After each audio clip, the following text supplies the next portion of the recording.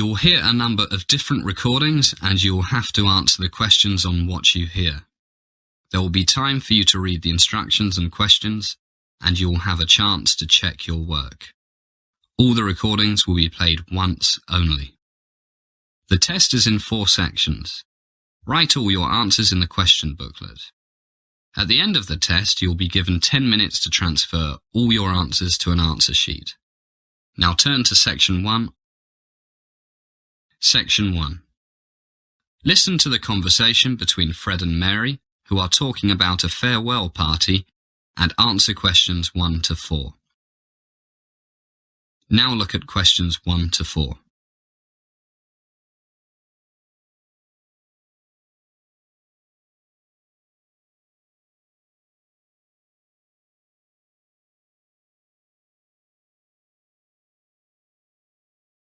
You will see that there is an example which has been done for you. On this occasion only, the conversation relating to this will be played first and repeated. Mary, thank God you're here. We've a ton of work to do if we're going to get everything ready for tonight. Whose idea was it to have this going-away party for Christ anyway? It was your idea, Fred. Remember? Hey, I suggested a small get-together for a few close friends. I didn't mean inviting half the university. Now we shall begin. You should answer the questions as you listen because you will not hear the recording a second time. First, you have another chance to look at questions 1 to 5. Listen carefully and answer questions 1 to 5. Mary, thank God you're here. We've a ton of work to do if we're going to get everything ready for tonight. Whose idea was it to have this going-away party for Christ anyway? It was your idea, Fred. Remember? Hey, I suggested a small get-together for a few close friends. I didn't mean inviting half the university. Well, it's too late now. We have about 3 hours to get everything under control. Have you got that list of things we need to do? Yeah, it's in my room. Hang on, I'll go get it. Hell, I can't find it. What do you mean you can't find it? I can't find it. What do you think I mean? Damn, I remember I left it in the library. Okay, cool down. We'll manage. I can remember what's on it. Let's check the food and drink situation. Did you arrange the beer? Yeah, Jim said he'd bring 10 cases of cold Budweiser, ice, and a couple of big bins to keep it cold. Says he'll get here around 5. You know Jim. He'll probably turn up drunk around midnight. No problem. I phoned him a few minutes ago. He's at Jenny's place. She's keeping him away from alcohol until he's delivered everything safe and sound. What about the wine? You said you'd look after it. Oh my God, I completely forgot. What's the time? 3:30. Okay, I'll go to the liquor store and sort it out. Will they deliver? No problem. But you'll have to pay up front. I reckon about 60 people will turn up. Allow for half a bottle per person. That makes 30 bottles, half red, half white. What do you think? That should be enough. Better to have too much than too little. Why not make it 40? 25 red and 15 white. As the conversation continues, answer questions 5 to 10.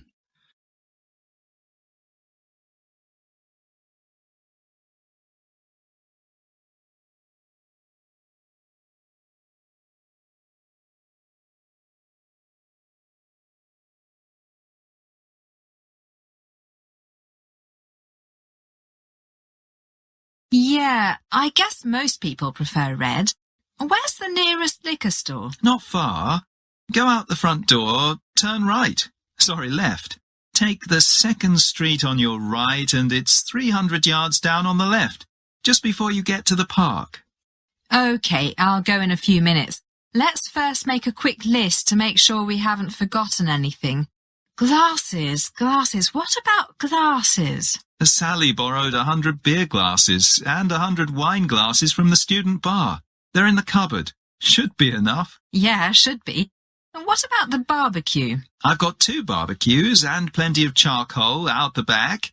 And Jane and I spent 3 hours yesterday getting the steaks, chicken legs and sausages ready. They're all in the big fridge.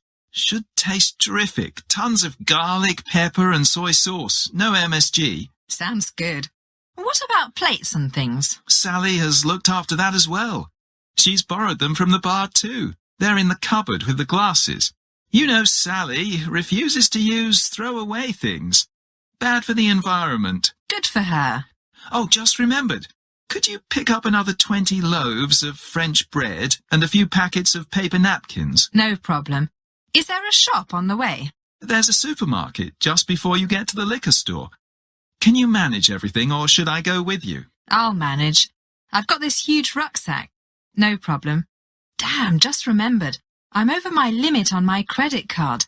Have you got $500 on you? We'll work out who owes who how much later. No problem. I took out $1,000 this morning. Here's 500. Ta. Okay, I'll get going. I'll see you in a while. Ciao. See you. That is the end of section 1. You now have some time to check your answers.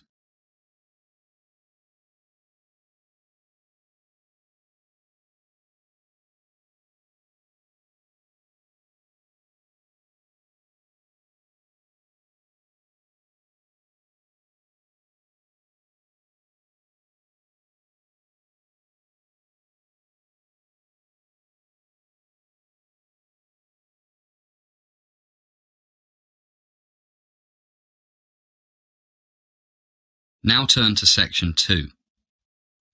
Section 2. You are going to hear a talk by Richard Thomas, who is the head of the chemistry department of a college. He is going to give a brief introduction of the college, and you must answer questions according to what you hear. Now first look at questions 11 to 15.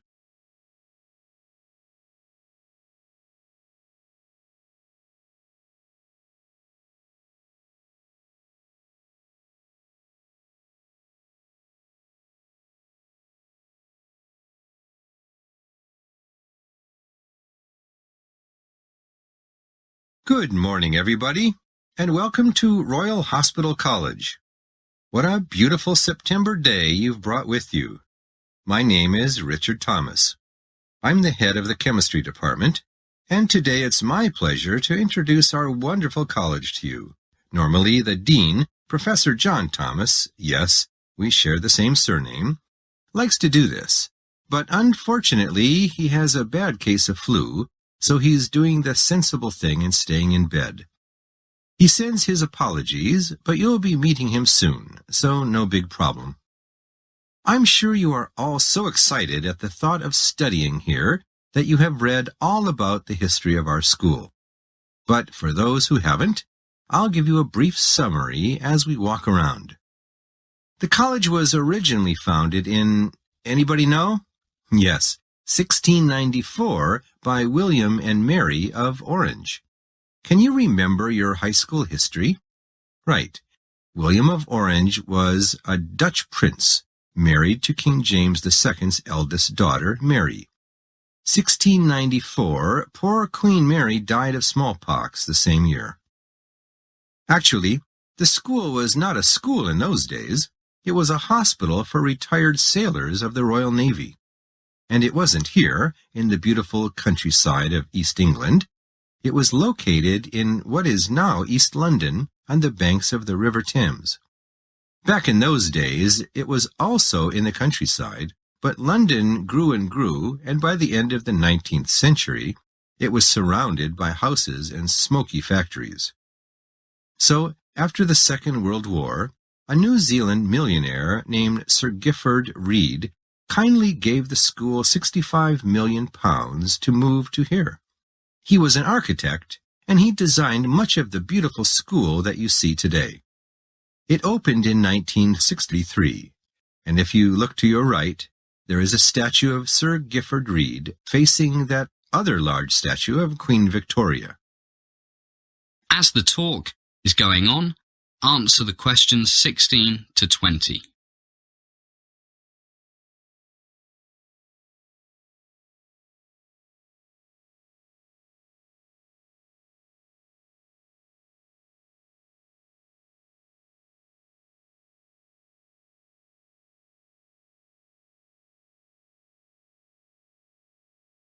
Okay, let's jump back to the 1700s.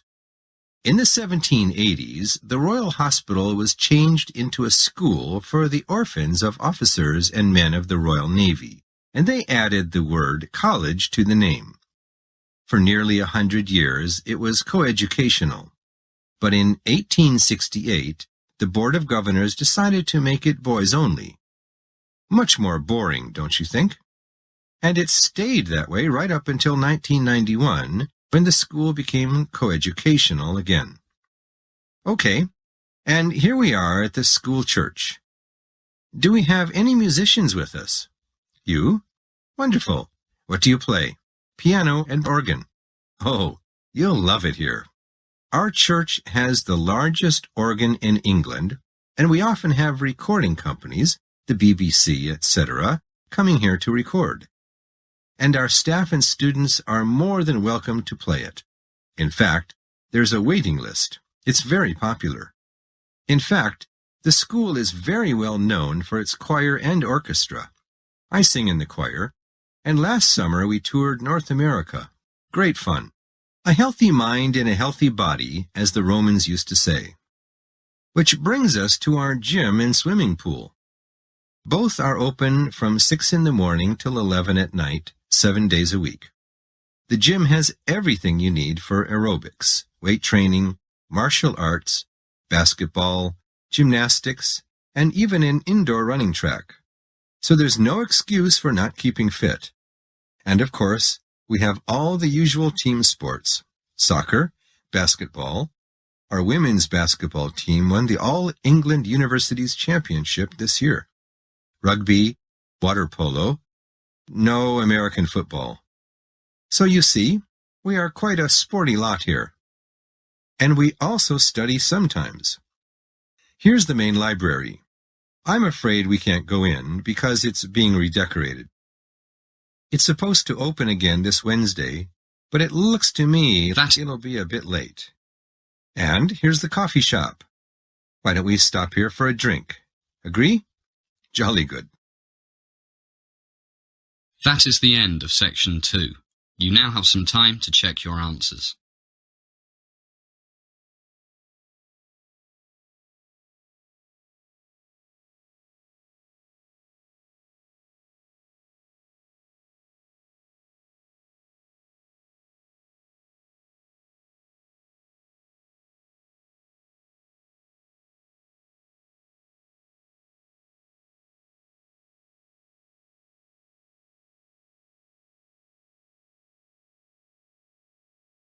Now turn to section 3. Section 3. You're going to hear a conversation between John and Anne, two students who are talking about their survey. Answer questions 21 to 26 first. You now have some time to read questions 21 to 26.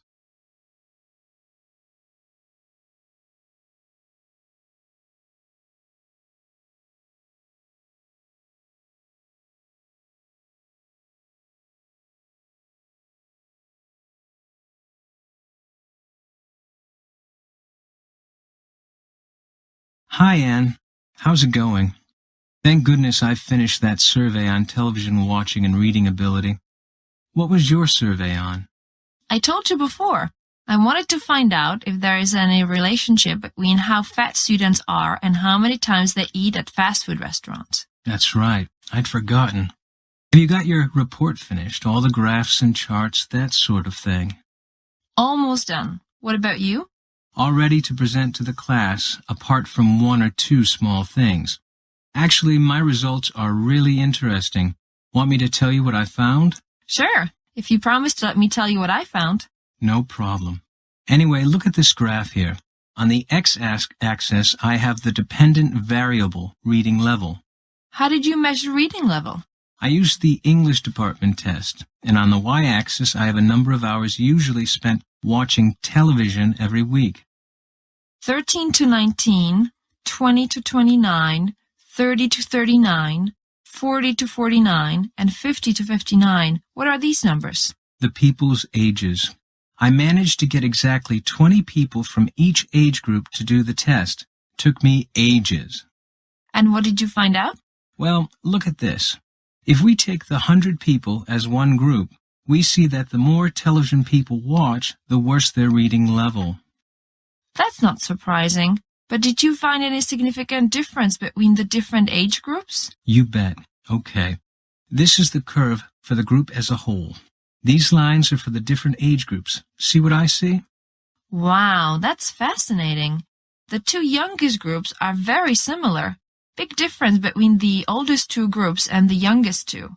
The older the people are, the less the correlation between reading level and hours spent in front of the TV. Why do you think that is? Well, I need to do more research before I can say for sure. But from talking to the people, it's clear that over the past 30 years, most people have been watching more television and reading fewer books. But the older people... Don't tell me. They spent more time reading when they were young than young people nowadays. So they learned to read well, and even though they spend more time in front of the TV than they used to, their reading levels stay the same. Hey, you're pretty smart. That's exactly what I think.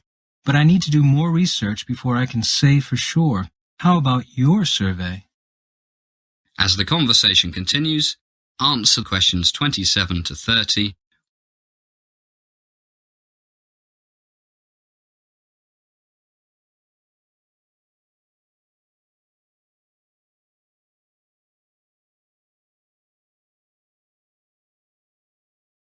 Nothing surprising. Well, actually, one thing is really interesting. Look, this is the number of times people usually go to a fast food place every week. And these are the percentages of people who are normal weight, overweight or obese, meaning really, really fat. Look, no fast food, only about 5% are obese. And look, 12 or more, about a third. And another graph, we have the number of hours they exercise every week. Wow, a big difference. More junk food, less exercise, more fat. I didn't think it would be so obvious. That's great work. Why do you think people who exercise more tend to eat less junk food? I asked everyone about that and found that people who care about their health do more exercise and eat fewer French fries and all that other greasy food, fast food stuff. Simple. That makes sense. But I see you found lots of people who eat the stuff more than once a day on average. I can't believe it. You'd be surprised. You're right. Hey, who's this guy? More than 12 a week? I bet it was Richard. He must weigh 260 kilos. And he's pretty short, all fat, no muscle. You're right. And he drinks tons of soft drinks. All that sugar. Okay, that's it. Healthy food only from now on. And get to the gym, fatty. That is the end of section 3. You now have half a minute to check your answers.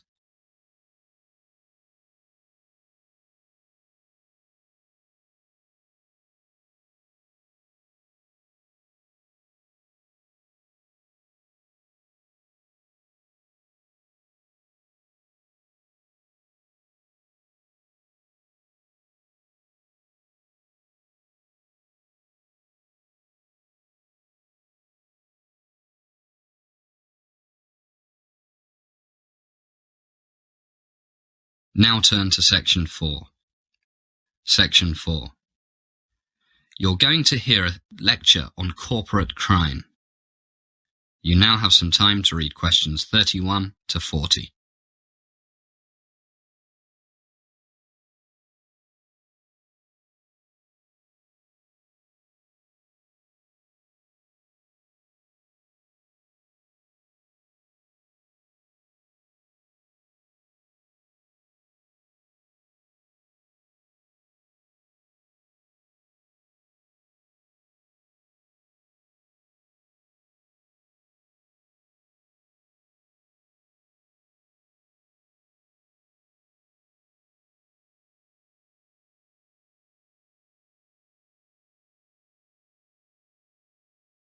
Good evening. Welcome once again to Criminology 201. I'm happy to see you all looking so alert and full of energy after a busy day.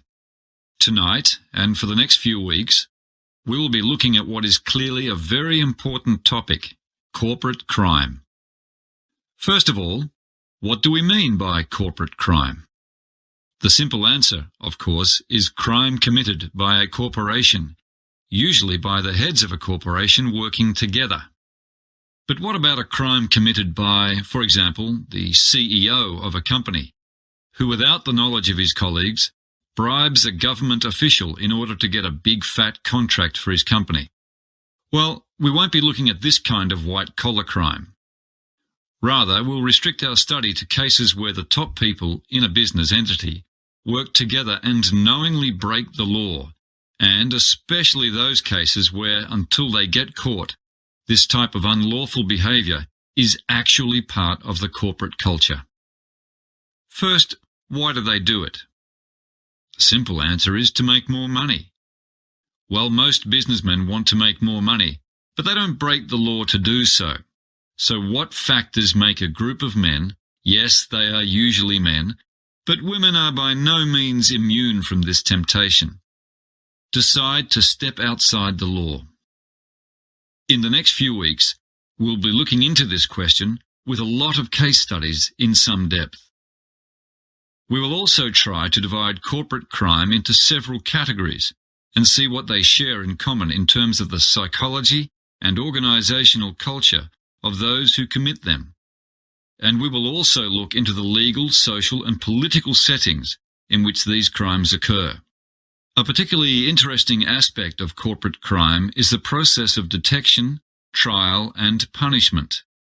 It often seems that this type of crime goes on for an unreasonable length of time before it is detected by the authorities.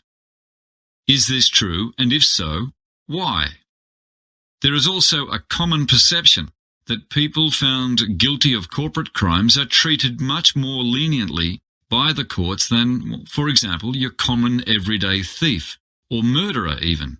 Is this true, and if so, why? I mentioned that we will divide corporate crime into several categories and look at some specific cases. What categories can we think of? Well, one is that of product safety, where a company markets a product that it knows to be unsafe. One of the landmark cases in corporate criminology of this type is the Ford Pinto case. Ford was accused of rushing the production of an unsafe car, and in 1980 there was the criminal trial of the Ford Motor Company for reckless homicide. We'll look at the research on white-collar crime and studies on organizational culture and structure to examine the lack of safety and recall regulations that may have contributed to as many as 500 deaths. As one report put it, much of the literature on the Ford Pinto case focuses on how consumer safety was willingly sacrificed in the face of corporate greed. Another category of corporate crime is manipulation of a company's share prices. One form of this is insider trading. Closely related and sometimes very difficult to prove is a kind of creative accounting, whereby, for example, profits are exaggerated in order to drive up a company's share prices. Take the Enron scandal. On November 29, 2001, the Wall Street Journal ran an article in which they reported that for years the company may have been President Bush's biggest financial backers, donating nearly $2 million to his campaigns. And it appeared that the Bush administration's national energy plan might have been in part an effort to help one of Bush's largest contributors. So we see politics creeping into this corporate crime question. That is the end of section 4. You now have some time to check your answers.